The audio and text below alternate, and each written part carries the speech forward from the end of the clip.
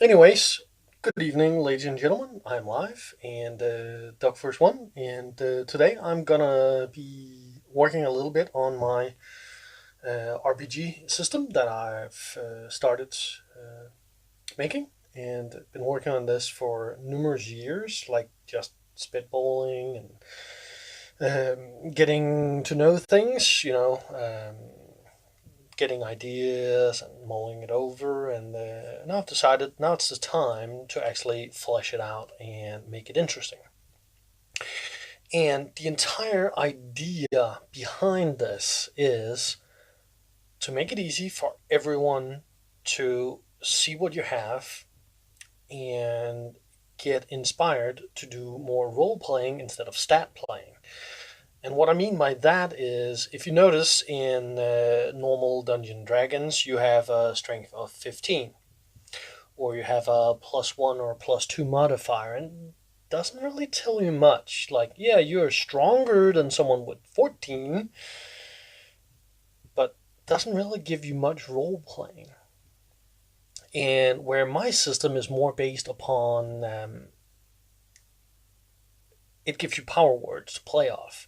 Like, if you are strong, hey, that's something you can use when you're role playing, right? When you are describing what your character is and is doing and is capable of, you're capable of being really strong or strong. And then once your character gets older and trains more, you get very strong. Okay, so that's a descriptor in front of your word, right? So now you're not only strong, you're very strong. So you can measure that. You can use that in your story when you're telling it, like, I am very strong, so I will lift this boulder, right? Where a normal player would be like, yeah, I'm not even strong. So I would not use that to describe my character. I might be intelligent, though, or very intelligent, or athletic and very athletic, and so on and so forth, right? So that is kind of where my system is starting. Is in the basic six stats, renamed some of them just to make it more interesting or sounding better. Let me see if I can. Have I made all of them yet, anyways? Feats. No, that's feats. Do. Text, actions, races, level one classes, abilities. So something like this, right? I got strong, still only workable, right? So strong comes with some abilities you can use as well, and very strong comes with improved abilities of those kind, intelligent. And so I'm slowly working up on the skills and stuff, just to see how to make it work, right? Um, but that's the idea, is using a word, right? So like this you see here, there's a word, there's a word, there's a word, right? So you know you're wearing a long sword, you have a shield on you, and right now this is the attack setup, which basically like, okay, my round is planned like this, I'm gonna do that. So it's easy to see, values are easy to add up. I don't want a lot of math and stuff like that. Like, oh yeah, I got 20, and then I'm rolling this, and I'm adding all these numbers and stuff like that. I don't want it to be that kind of role playing game. I want it to be interesting. I want it to be more fun and more focused on the role playing part. So if you take this thing, right, you can quickly see, okay, so it's giving attacks, it's giving defenses, uh, it's using a main hand and a hand, and then you can actually switch this, and it can also become offhand weapon instead once I make out the cards. But those are the ideas that you can easily see, like, okay, I'm using both hands. I got no free hands for anything else, right? So that's the idea. You can see I'm doing slashing damage, and if I choose to attack with this one, there should be an attack on the other side. Then it's blunt damage as well. If I choose to use that, it's got no plus to anything, but I can shield bash, so I could switch this one out for shield bash attack instead. So numerous ways of doing things, and that's the way I'm going. So the entire idea, right, is that you start with, um, let's see, where is the races? There, right? You start by picking a race. So you could be like, and let's skip some of the. So you could choose between like dragon folk, or you can choose a halfling, a gnome, a dwarf, an elf. Uh, and then I got all these half things. Where the heck is the human? Did I just lose the human? Apparently I did. Fair enough. Or human, right? And then you can choose all these half races. And basically, the idea in my system is that half races are always between humans and all the other races. So humans are the only race that apparently, for some reason, can mate with everything and get half offspring, right? So there would no be like halfling, half dwarf. That's not possible. It would be either halfling, uh, halfling, which yeah, for some reason, be some sounding weird, or half dwarf and stuff like that, and half human. Um, and to avoid all sorts of mix and matches while still having a lot, that's the way I'm currently looking at it.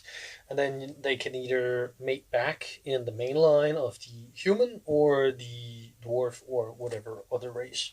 There will also maybe be a centaur. Um, and did I include the? No, I didn't. Half minotaur. Can't be full minotaur yet. Might be someday. But the idea here is you choose your race first, right? You choose a card, and on this card will say whatever you do next, or choose extra cards.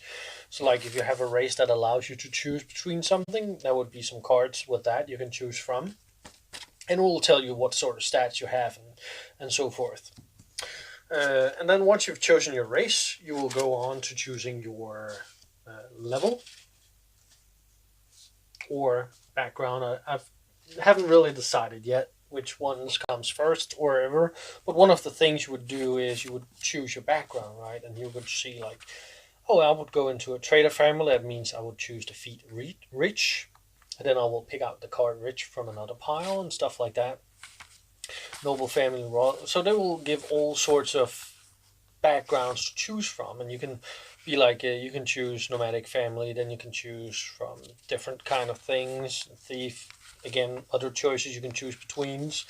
So your background will give you something to choose between, and then of course there is the fallen, like you might be a noble but a fallen noble, so that will give you other choices than the noble ones and so forth. And they will yeah, I got some background modifiers here. Like you're hunted for whatever reason.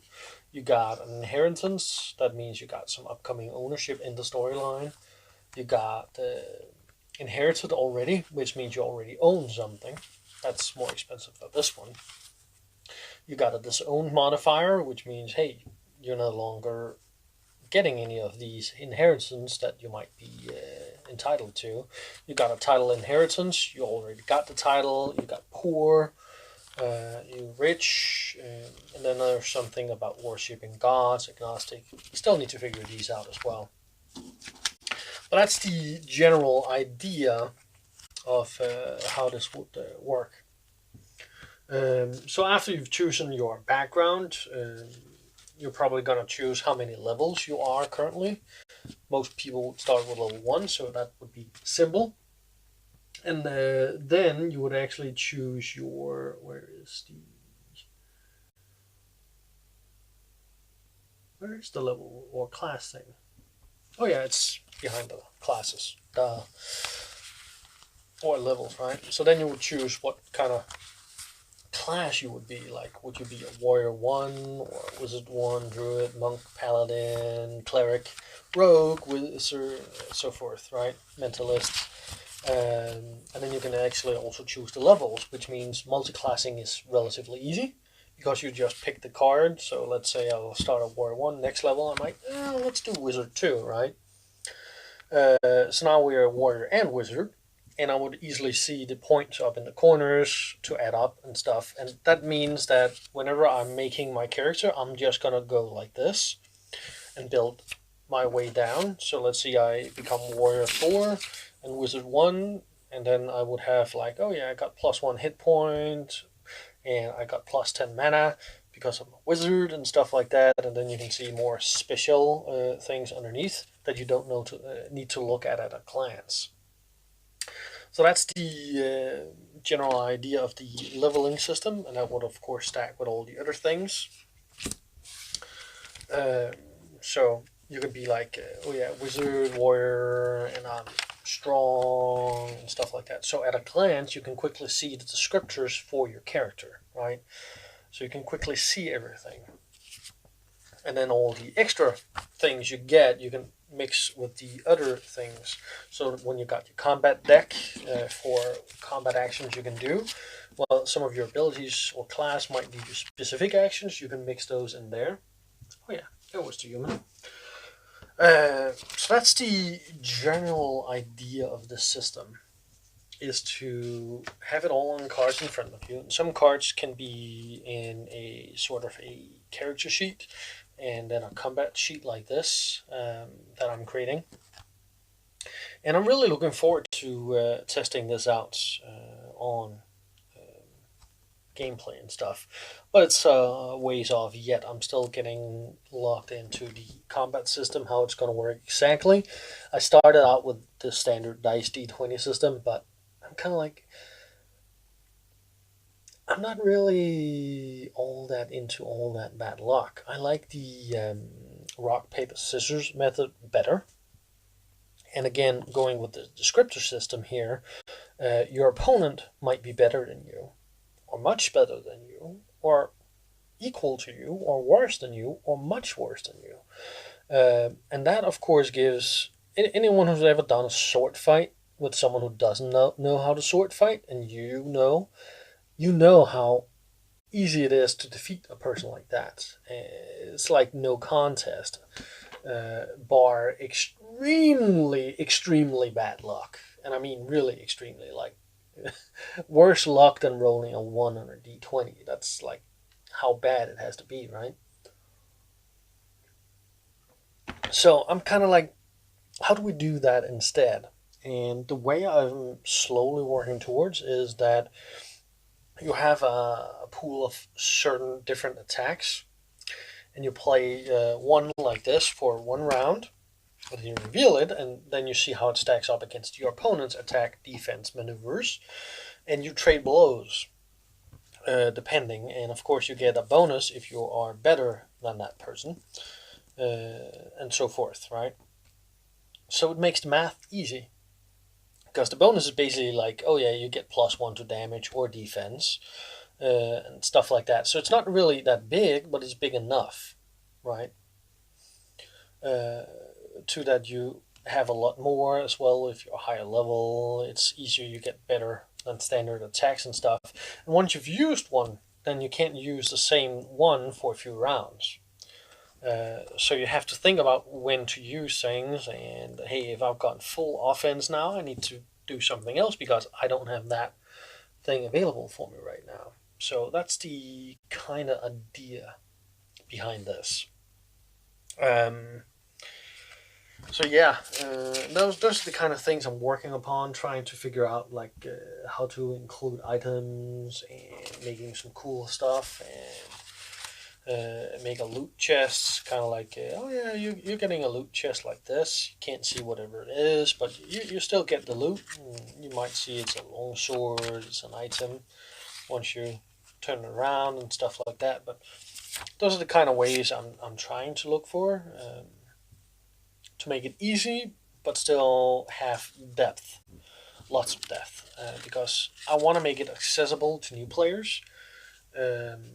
New to role playing, just like fourth edition did, Dungeons and Dragons. I really liked how that worked, but yeah, it's not easy creating a full system from scratch. So yeah, also trying to figure out how to make magic work. Um, Looking at like different kind of ways to show things here. So here you got like the speed, and the higher the number, the faster it is. Which technically the bottom speed is 1, and top speed is 100 plus whatever you get a bonus depending on what kind of action you're taking, right? So certain spells are slow, and then your actions will also have a speed. So if you quick cast a spell, you might get some bonus points, like 10, 20 speed in that. Uh, but it also leaves you vulnerable to certain other things and stuff like that. Um, so it's and of course the way the hit point system works in this is you don't have a ton of hit points. You have like a few hits and then you're dead. So armor and evasion, like mirror image, suddenly becomes very, very powerful. And I really need to figure out how does it work, stuff like that. And I recently read a post about, instead of having like D&D 5th edition where players can cast numerous spells every single day, which means they're like extremely powerful. The way to make magic feel more powerful is by limiting it to like a week. So the amount of spells a spellcaster can cast in a week suddenly makes every spell so valuable, or even every 5 days, right? So let's just go with 5 days, which is the current number I'm going with, and set the in-game weeks to that. So 5 days, like having a spell like Mirror Image suddenly is very powerful. But it also means like, okay, duration lasts maybe 5 hours. That's a long time for Mirror Image. But when you can maybe only cast a few of these a week, those 5 hours are suddenly very valuable, right? So that's the current design idea as to where to go. And I'm hoping that this will go really well this way. But again, I need to figure out ways to give wizards something to still do while not casting standard spells. So, like getting things in like cantrips, just calling it something else. But basically, like things they can always do, standard attacks or something like that. That I need to figure out how to do that. But again, I want everything here. So again, the idea is like this, where you basically take the spell, and again, it's overlaid here, so you could easily see the stats while it would still be showing around this, right? So you got your quick spell, perhaps attack here, and then you will see the spell things around it, how much mana, what hand you need to use to cast it, and stuff like that. So it's going to be the same things all over the place, but easy to see, right? So those are the kind of ways I'm looking at for magic to work. Um, but yeah, lots of things. First, I need to actually figure out how to do the combat system fully first before I'm going into how everything else should work. Okay, so let's see, what else do we have? We got action attacks, right? We got something like ritual spell casting, slow spell casting, which is minus 20 to speed, so that 52 or 58 speed spell will suddenly be down to like 38, which is really slow. But again, you get 2 defense, which is pretty good if someone is shooting at you. And this makes archers or other spellcasters targeting you behind the lines suddenly very dangerous, because you can't take many hits. And you're probably not wearing a lot of armor if you're a wizard, right? So that makes a sort of a rock, paper, scissors kind of thing, like who goes for who and stuff like that. So it makes it more tactical, I hope. And then, of course, you got defensive spellcasting, which got like a minus 40 speed, and then higher defense, right? Normal spell casting has no plus to speed, but 1 to defense. And again, these numbers are not fixed. Quick spell casting, again, plus 20 to speed, but minus 2 to defense. And then we got the standard attacks, heavy attack, all-out attack, defensive attack, and defensive fighting. Which gives plus 0 to attack, but 4 to defense and stuff. And when you can only play this like once, and then you have to play this, and then you can play one of the other ones like the standard attack. And then the idea is after 3, once your discard pool reaches 3, that's when you get to reshuffle your entire library, and then you can start over. So if you got your 3 favorite attacks, well, you can just keep switching between those, right? But then your opponent might just realize, hey, that's what you're going to do, so he just needs to predict which one are you using this turn. So you have to be aware of these things. And that makes it interesting. And more fun. Of course, for the GM, I might just make it so the mobs just use like 1 or 2 different ones, and they can reuse them whenever they want. So it's not as difficult for the GM to keep thinking, okay, what did I use now? What is he going to use? Let's just basically like, oh yeah, I'm using this, then I can use that next round or something like that. But again, work in progress, lots to do. Cheers, coffee. So yeah, we got lots of raises. Got levels and classes, actions, items, feats you can buy, and stuff like that. So yeah, this is very shortly about how my system is supposed to work. And I really like where it's going so far. I just need to get it ready to play test the combat and basically see, does it work, right? If not, I'm probably going to rework it. And someone else on Twitter actually told me that, or actually Matt Colville asked if someone were working on making a character creation system with cards, just like I'm doing. And I'm thinking it's actually not that difficult, probably, to change the 5th edition character creation rules over into cards, and maybe even simplify it. So that has definitely gotten me thinking, like taking the +1 modifier for strength and taking that into like strong, and then the +2 modifier, converting that into the very strong one, and then extremely strong into the +3 modifier, and so on and so forth. So I've been thinking about those things recently, so that's a whole lot of other work to do. Might be easier though, converting an already functioning system into cards would probably get a lot more looks, I guess. Yeah, might try that at some point. I don't know. Definitely something to remember. But we'll see. We'll see. Might make it work or something.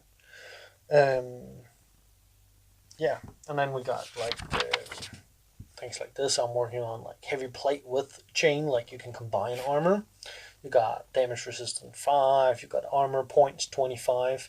So basically, the idea is the armor points takes the normal value of hit points in other systems, but makes it more like when you're wounded, when your armor takes the damage.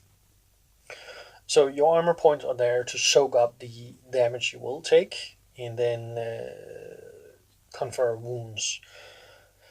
And you can combine them, you get negatives and stuff like that. You get tired after 1 hour if you're like wearing this heavy plate and full chain, if you're not very sturdy and strong at the same time. So you need to both have high constitution and high strength, right? And I like that idea. To have these kind of things. Of course, is this going to be easy to track? Like, do I don this armor and then I have to keep track of 1 hour, or how does it work, right? Is that going to be easy? I'm thinking something like this is like, oh yeah, we're getting charged in our castle. I'm going to don this and get ready to fight, right? So I'm basically going to sit down, wait for the fighting to start, and then I'm going to do it. Then it's going to work, right?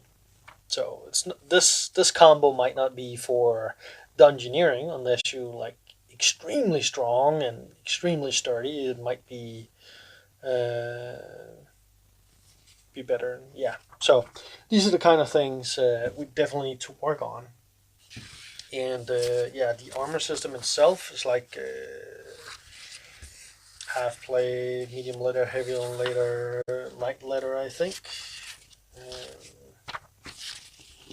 So basically, what I'm going for is like having 3 tiers of armor for each kind of thing as well, like chain shirt, chain mail, and full chain, like that. We got some padded armor, banded armor, and I think we did breastplate, like that. And then we got some half plate, full plate thing. There we go. Full plate and heavy plate. And then you can combine these. You can combine one of each, like heavy plate and the chain, or heavy plate and, well, maybe not breastplate, but banded armor, padded armor, and stuff like that. So most things can be mixed for dual effects, because some armors are better at stopping some weapons, while others might not be. So that's kind of the idea here. It's very much a rock, paper, scissors. Like, blunt weapons are going to do better versus some armors, whereas slashing weapons will do better against others, or piercing will do better against others. So that's the kind of way you have to look at it.